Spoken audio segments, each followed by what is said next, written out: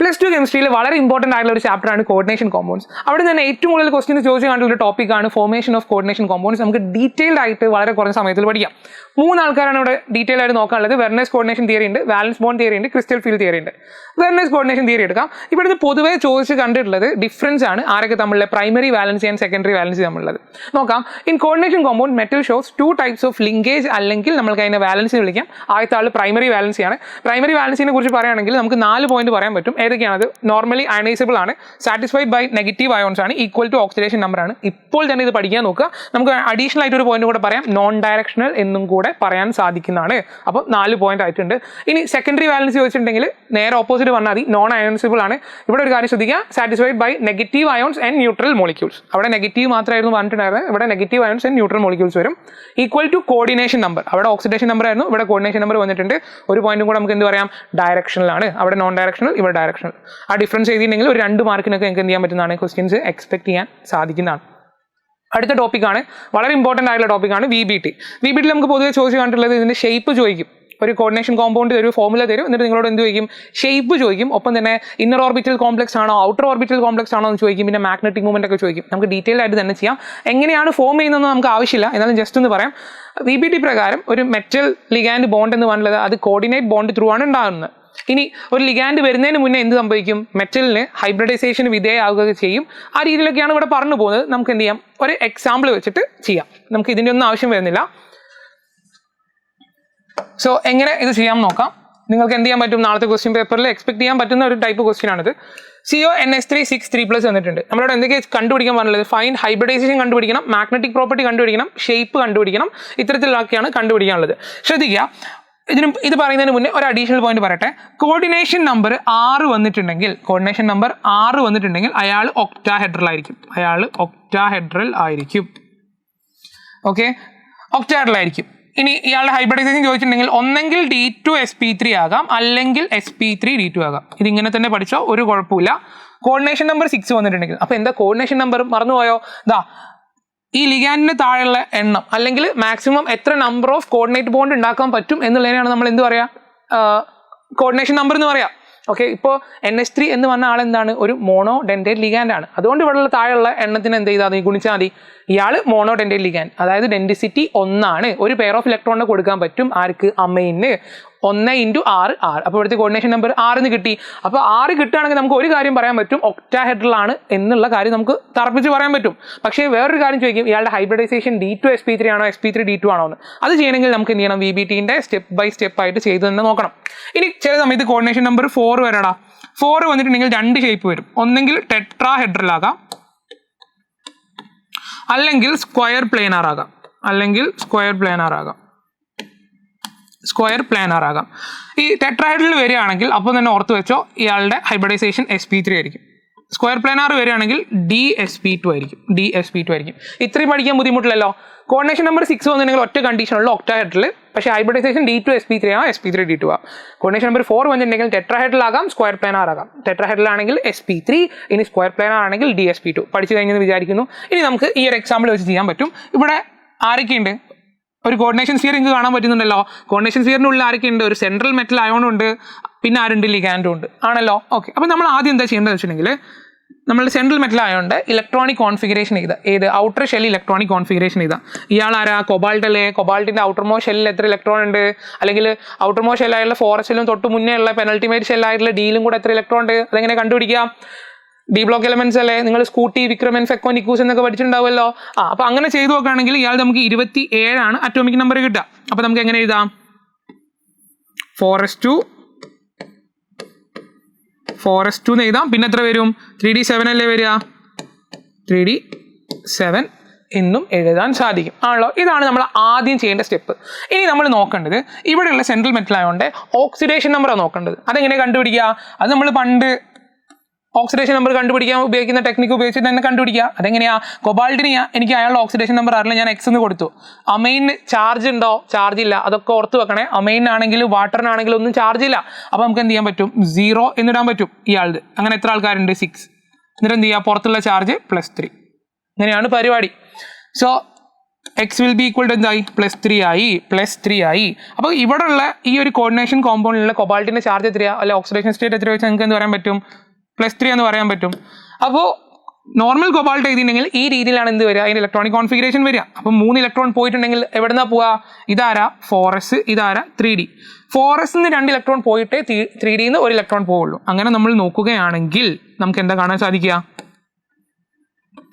4sൽ 2 electron പോയിട്ടുണ്ട് 3dയിലോ 1 electron അല്ലേ പോവുക ടോട്ടൽ 3 ഇലക്ട്രോൺ അല്ലേ ഇവിടെ പോകുന്നത്. അപ്പോൾ ഇങ്ങനെയല്ലേ വരിക ആണല്ലോ പരിപാടി തീർന്നോ. ഇനിയാണ് നമ്മൾ അടുത്ത കാര്യം നോക്കേണ്ടത് ഇയാൾ ഹൈബ്രിഡൈസേഷന് വിധേയമാകണം. എന്താ പറയുള്ളത് ഹൈബ്രിഡൈസേഷൻ. അതെങ്ങനെ നമ്മൾ നോക്കുക തന്നിട്ടുള്ള ലിഗാൻഡിനെ നമ്മൾ നോക്കുക. തന്നിട്ടുള്ള ലിഗാൻഡ് സ്ട്രോങ് ഫീൽഡ് ലിഗാൻഡ് ആണോ വീക്ക് ഫീൽഡ് ലിഗാൻഡ് ആണോ നോക്കുക. അതിപ്പോൾ എങ്ങനെ നമുക്കറിയാം നമുക്ക് കുറച്ച് എക്സാമ്പിൾസ് എടുത്തിട്ട് പറയാം. ഒരു സ്ട്രോങ് ഫീൽഡ് ലിഗാൻഡിന് എക്സാമ്പിൾസ് നമ്മൾ പറഞ്ഞിട്ടുണ്ടെങ്കിൽ നമുക്ക് പറയാൻ പറ്റുന്ന ആളാണ് ഇതാ കാർബണിൽ നമുക്ക് പറയാൻ പറ്റും സയനൈഡിനെ പറയാൻ പറ്റും പിന്നെ നമുക്ക്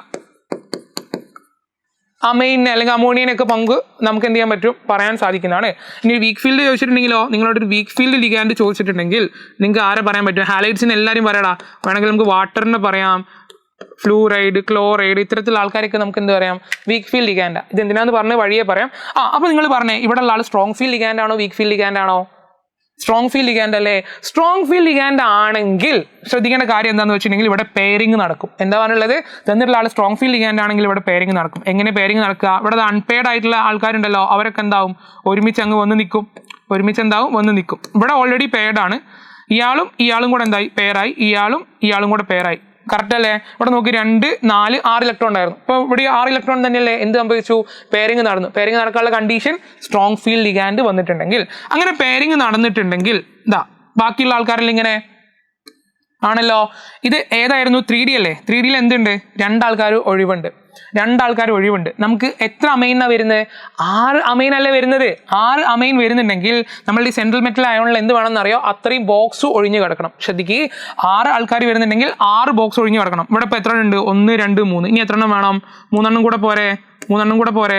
ഇതാരാ 4s തൊട്ടപ്പുറത്ത് വരുന്ന ആൾ 4p ആണ് ഇതാരാ 3D ആണ്. അപ്പോൾ കോർഡിനേഷൻ കോമ്പൗണ്ട് ഫോർമേഷൻ നടന്നിട്ടുണ്ട്. നോക്ക് ഇവിടെ ഓൾറെഡി 3 പെട്ടി ഉണ്ടായിരുന്നു നമ്മൾ 3 പെട്ടിയും കൂടെ എടുത്തിട്ടുണ്ട്. അങ്ങനെ നമ്മൾ നോക്കുകയാണെങ്കിൽ നമുക്ക് ആരെ കിട്ടി D2sp3 കിട്ടിയതാ D2sp3. അതെങ്ങനെയാ 3Dയിലെ 2 ആള് D2 പിന്നെ ആരുണ്ട് 4sലെ S ഉണ്ട് S പിന്നെ ആരുണ്ട് 4pയിലെ 3 P ഉണ്ട് sp3 ആയി. സോ D2sp3 നമുക്ക് എന്ത് ചെയ്തിട്ടുണ്ട് കിട്ടിയിട്ടുണ്ട്. ഹൈബ്രിഡൈസേഷൻ കിട്ടിയോ D2sp3. കോർഡിനേഷൻ നമ്പർ 6 ആണ് നമുക്ക് ആദ്യം അറിയാം. അപ്പോൾ നമുക്ക് ഒരു കാര്യം പറയാൻ പറ്റും ഒക്ടാഹെഡ്രലാണ് അതിലൊരു കൺഫ്യൂഷനും വേണ്ട. രണ്ടാമത്തെ നമുക്ക് വരുന്ന കൺഫ്യൂഷനാണ് D2sp3 ആണോ sp3 D2 ആണോ. അത് നമുക്ക് എങ്ങനെ എഴുതി പോയിട്ടുണ്ടെങ്കിൽ നമുക്ക് എന്ത് കിട്ടി എന്താ കിട്ടിയില്ലത് D2sp3 ആണ്. D2sp3 ആണെങ്കിൽ നിങ്ങൾ ശ്രദ്ധിക്കേണ്ട അടുത്ത കാര്യം ഇയാൾ ഇന്നർ ഓർബിറ്റൽ കോംപ്ലക്സ് ആണോ ഔട്ടർ ഓർബിറ്റൽ കോംപ്ലക്സ് ആണോ എന്ന് ചോദിക്കും. അപ്പോൾ sp3 D2 വരികയാണെങ്കിൽ നിങ്ങൾ ഓർത്ത് വെക്കുക ഇയാൾ ഔട്ടർ ഓർബിറ്റൽ കോംപ്ലക്സ്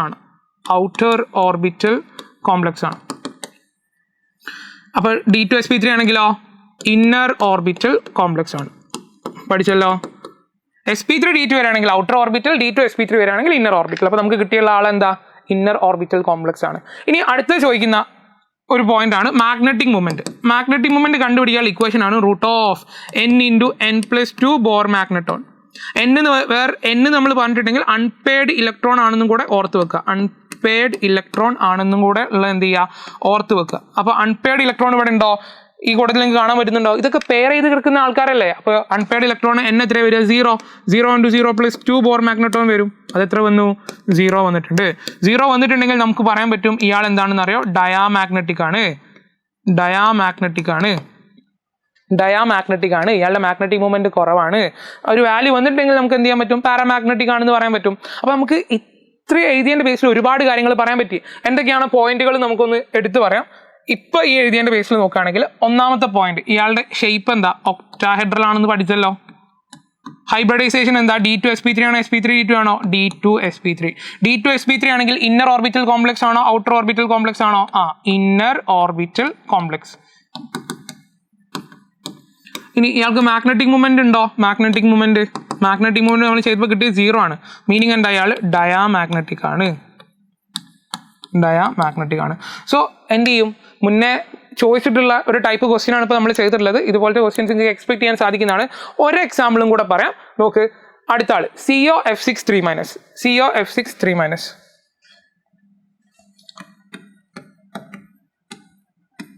നിങ്ങൾക്ക് ആദ്യം ഒരു ഐഡിയ കിട്ടിയിട്ടുണ്ടെങ്കിൽ ഇതെന്ത് ചെയ്യാൻ പറ്റും, ഈസി ആയിട്ട് ചെയ്യാൻ പറ്റും. ശ്രദ്ധിക്കേണ്ട കാര്യം വന്നിട്ടുള്ള ആളുടെ വീക്ക് ഫീൽഡ് ലിഗാൻഡ് ആണോ സ്ട്രോങ് ഫീൽഡ് ലിഗാൻഡ് ആണോ നോക്കുക. തന്നിട്ടുള്ള ലിഗാൻഡ് നോക്കാം. സോ വീണ്ടും വന്നിട്ടുള്ള ആൾ കൊബാൾട്ട് ആണല്ലോ. അപ്പോൾ നമ്മൾ എന്ത് ചെയ്യണം, ആദ്യം പെട്ടി വരയ്ക്കുക. അതാണ് ഫസ്റ്റ് സ്റ്റെപ്പ്.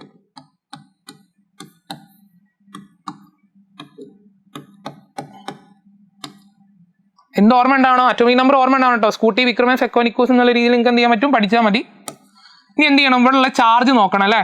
കൊബാൾട്ടിന്റെ എത്രയാണോ ഓക്സിഡേഷൻ നമ്പർ വരിക നോക്കണം. അപ്പോൾ എനിക്ക് അറിയാത്ത ആൾ കൊബാൾട്ട് ആയതുകൊണ്ട് ഞാൻ എക്സ് എന്നിട്ട് പ്ലസ് ഫ്ലൂറൈഡ് അല്ലേ, ഫ്ലൂറൈഡിന് ചാർജ് ഉണ്ട്. എത്രയാണ് വരുന്നത്, -1 ആണ്. അങ്ങനെ എത്ര ഫ്ലൂറിൻ ഉണ്ട്, 6 ആൾക്കാർ.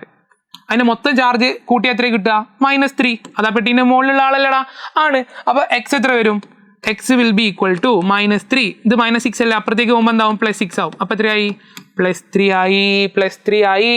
അപ്പോൾ ഇവിടെ ഇനി വീണ്ടും എന്ത് വന്നിട്ടുണ്ട്, കൊബാൾട്ട് 3+ ആ വരിക. കൊബാൾട്ട് 3+ വന്നിട്ടുണ്ടെങ്കിൽ നമ്മൾ നേരത്തെ പറഞ്ഞ അതേ പരിപാടി തന്നെയല്ലേ വരിക.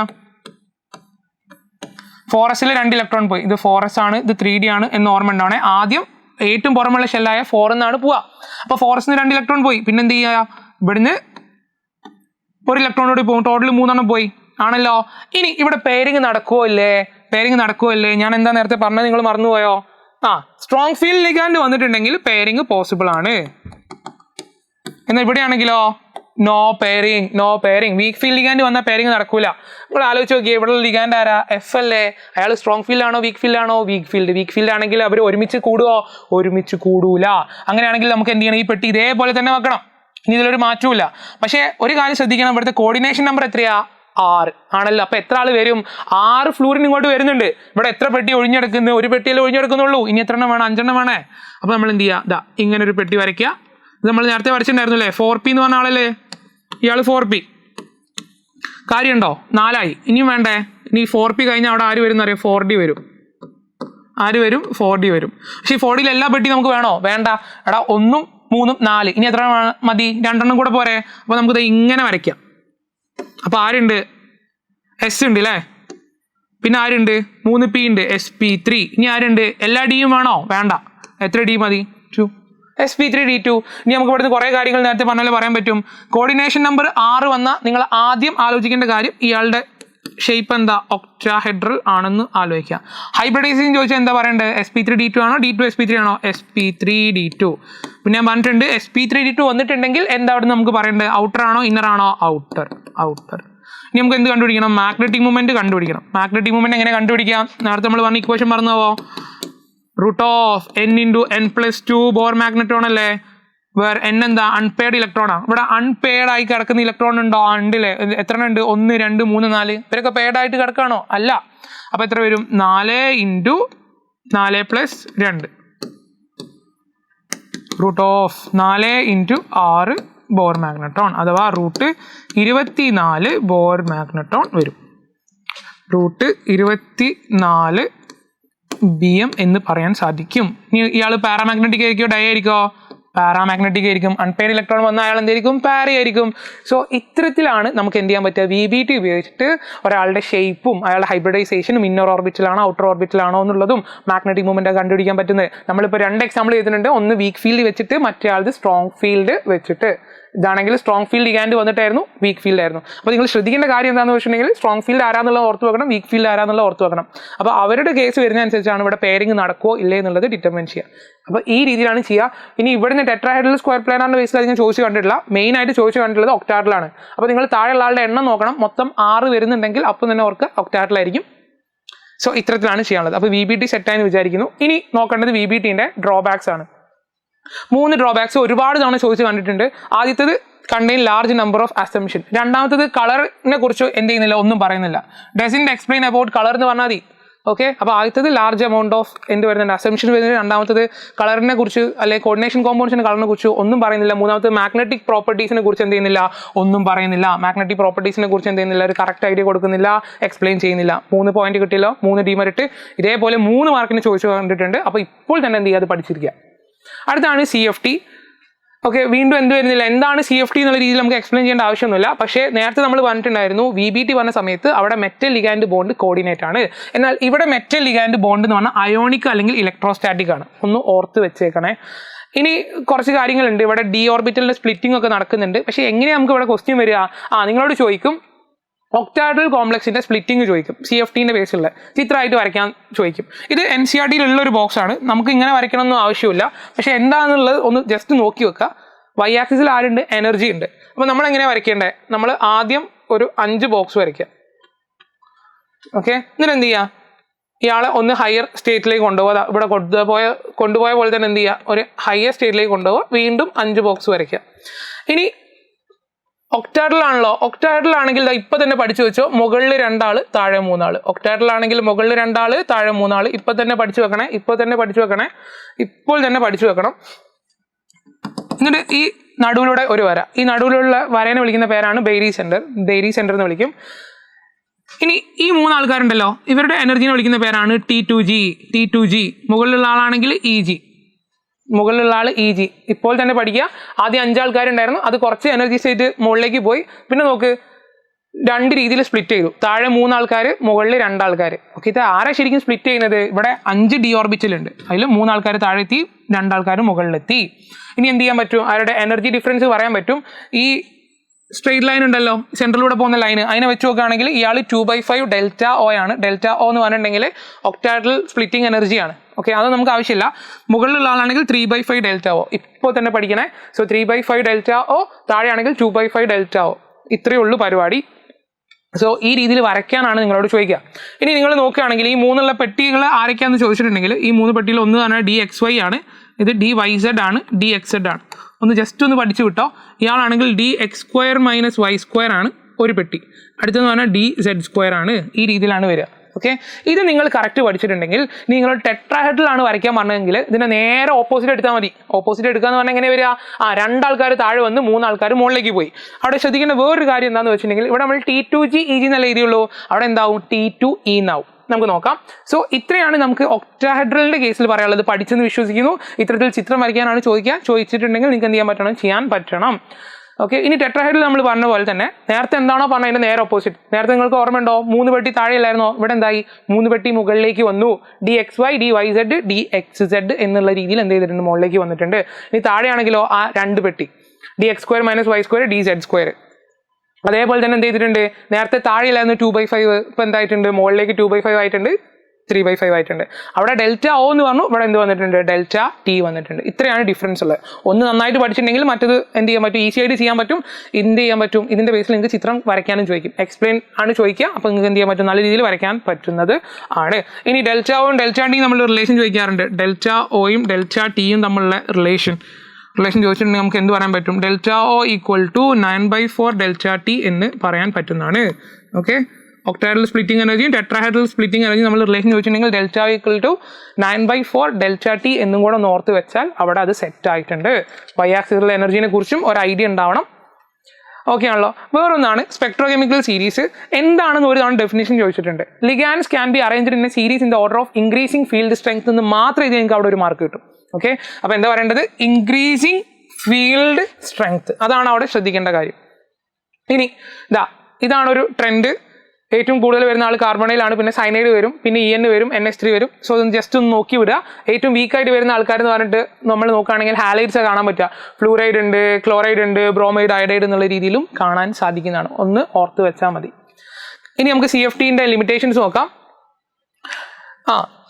മെയിനായിട്ട് 2 എണ്ണമാണ് പറയാനുള്ളത്. ഒന്നാമത്തത്, ഇവിടെ നമ്മൾ നോക്കുകയാണെങ്കിൽ നമ്മൾ പറഞ്ഞിട്ടുണ്ടായിരുന്നു മെറ്റൽ ലിഗാൻഡ് ബോണ്ട് എന്ന് പറഞ്ഞിട്ടുണ്ടെങ്കിൽ എന്താണ്? അയോണിക് ആണല്ലോ. അപ്പോൾ അയോണിക് വരുന്ന സമയത്ത്, അല്ലെങ്കിൽ അയോണിക് ആയിട്ടുള്ള ലിഗാൻഡ് വരുന്ന സമയത്താണ് എന്തുണ്ടാവേണ്ടത്? ലാർജ് സ്പ്ലിറ്റിംഗ് ഉണ്ടാവേണ്ടത്. പക്ഷേ ഇവിടെ നമ്മൾ നോക്കുകയാണെങ്കിൽ നിങ്ങൾ സ്പെക്ട്രോകെമിക്കൽ സീരീസ് എടുത്ത് നോക്കിയേ, ഈ അയോണിക്സ് എന്ന് പറഞ്ഞ ആൾക്കാർ, മുകളിൽ നെഗറ്റീവ് ചാർജ് ഒക്കെ വരുന്ന ആൾക്കാർ ഏറ്റവും സ്ട്രെങ്ത് കുറഞ്ഞുള്ള ആൾക്കാരാണ്. അഥവാ സ്പെക്ട്രോകെമിക്കൽ സീരീസിലെ ഏറ്റവും പിറകിൽ വരുന്ന ആളാണ്.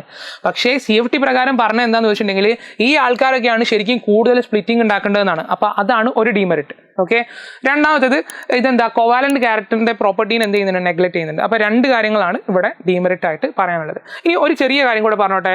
ഈ മെറ്റൽ കാർബണൈലിന്റെ ബോണ്ടിങ്ങിന്റെ ഫിഗർ വരയ്ക്കാനുള്ളതൊക്കെ ചോദിച്ചിട്ടുണ്ട്. ഫോർ എക്സാമ്പിൾ ഈ NiCO4 ഒക്കെ എന്ത് ചെയ്തിട്ടുണ്ട്? മുന്നേ ഒരു തവണ ചിത്രം വരയ്ക്കാൻ ചോദിച്ചിട്ടുണ്ട്. അപ്പോൾ നിങ്ങൾ എന്ത് ചെയ്യുക? ബാക്കിയെല്ലാം പഠിക്കണമെന്ന് പറഞ്ഞില്ല.